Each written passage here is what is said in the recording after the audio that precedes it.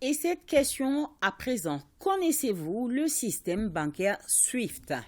Oui, non. En tout cas, depuis le déclenchement de la crise Russie-Ukraine, on l'attend de plus en plus. Les dirigeants occidentaux en ont fait un fouet de sanctions contre le pays de Vladimir Poutine. Les médias le relaient avec aplomb, sans trop de précision pour le public.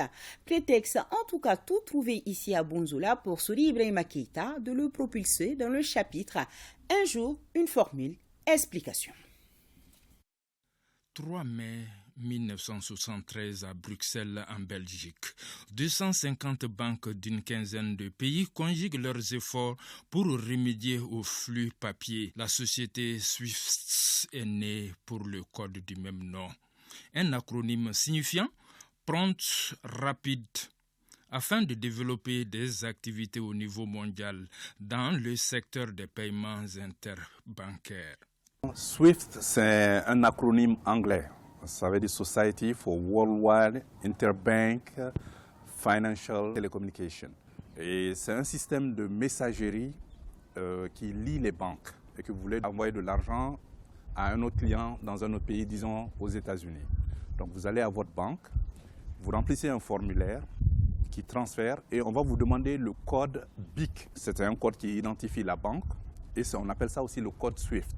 Donc chaque banque dans le monde a un code SWIFT.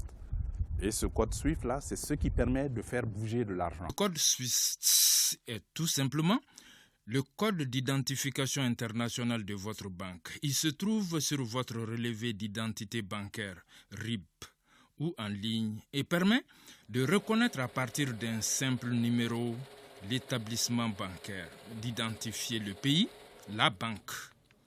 Il rend fluide et rapide les transferts d'argent entre les nombreux comptes bancaires que les institutions financières hébergent. Aujourd'hui, le réseau est raccordé par plus de 7500 institutions dans 250 pays du monde et s'installe royalement comme un standard dans divers systèmes de règlement. Nous avons une économie interconnectée, mondiale interconnectée, c'est-à-dire les pays sont interdépendants. Et le commerce mondial fait que les pays vendent et achètent les uns avec les autres. Donc quand on vous déconnecte de ce système, ça vous empêche de faire des transactions avec l'étranger. Et comme vous le savez, il y a 7 banques russes qui sont pour le moment exclues de ce système SWIFT, qui recouvrent 90% des transactions dans le monde entre les banques. C'est un certain nombre de banques seulement qui ont été choisies. Et la première banque russe n'en fait pas partie. Et l'une des banques les plus importantes qui est dans le commerce des hydrocarbures aussi n'en fait pas partie. Donc je pense qu'il y a une marge de manœuvre pour cette transaction-là. SWIFT comme arme de guerre pour flageller ses ennemis.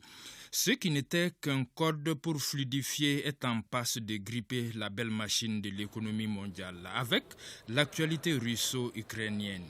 Une formule qui compte désormais.